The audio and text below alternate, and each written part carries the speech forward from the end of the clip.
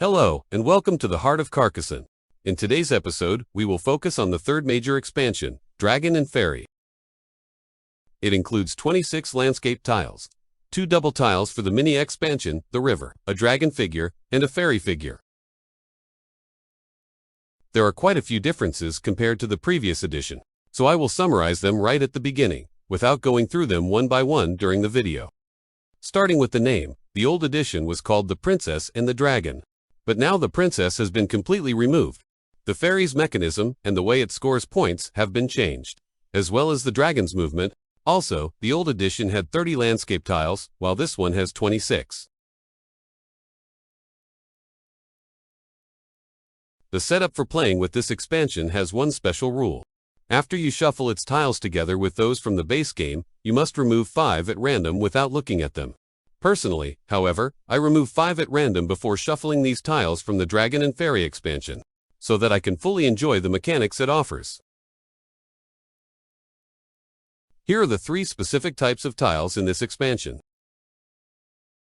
There are 6 portal tiles. There are 10 tiles with a dragon symbol that triggered the dragon's movement. And there are also 6 dragon's lair tiles, on which the dragon is placed,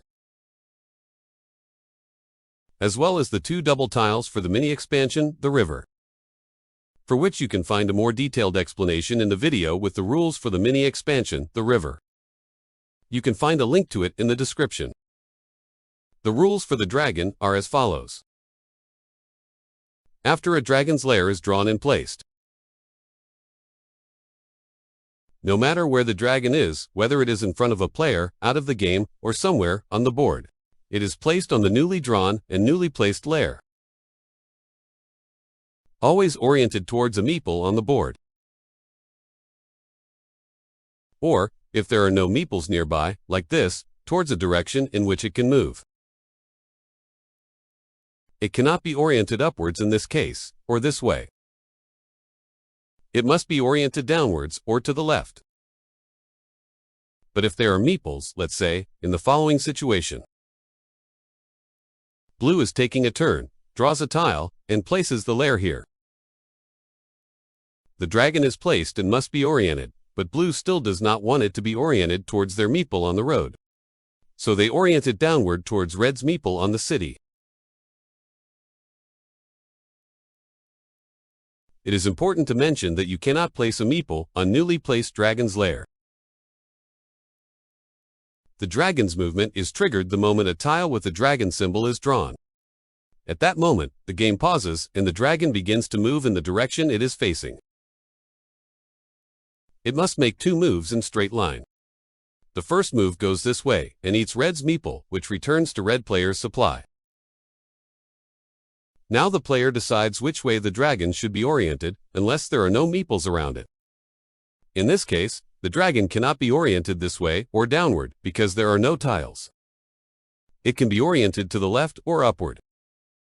And since it is red's turn, red decides to orient it upward to move closer to blue's meeple. It makes the second move. After it finishes the second move, the dragon must be oriented again. We have a meeple in its line of sight. The dragon must be oriented towards it. From here on, red's turn continues, normally, as usual. They may safely place this tile.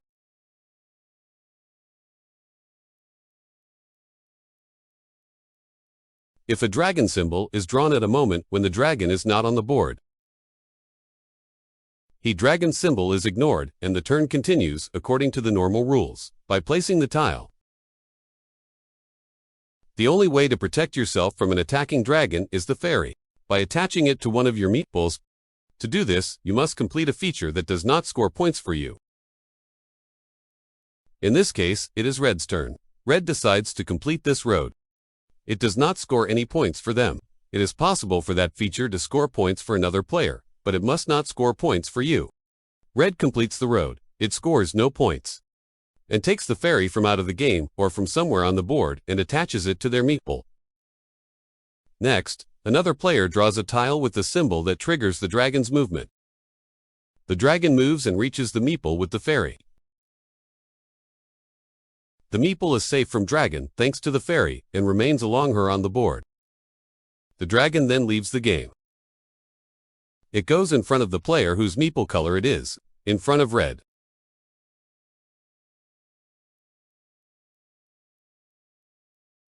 When it becomes your turn and the dragon is in front of you, you may choose which lair to place it on the board. But if, before your turn comes, someone draws and places a dragon's lair tile, while the dragon is in front of you, then the dragon must go to the newly placed lair.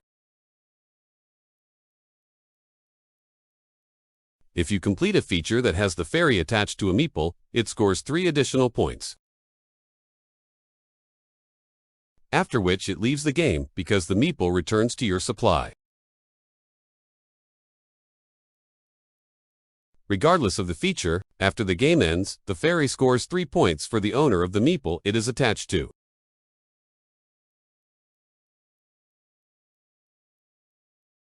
When placing a portal tile, you may choose whether to place your meeple on the tile you have just placed, or on a feature anywhere on the board that is not occupied and not completed. In this case, red cannot place their meeple here on this road, because it is completed. But they can place it on this road or on one of the cities that surround the monastery, as well as a farmer in a field. If you are lucky to have such a monastery on the board that is almost completed, you can use your abbot by placing it on the unfinished monastery, because it is not surrounded by tiles. Then, on the very next turn you can score a quick 8 points by taking it back into your supply. A full gameplay session with expansion number 3 for Carcassonne, Dragon, and Fairy, plus a combination with the mini expansion, The River, can be seen by clicking the link on the screen.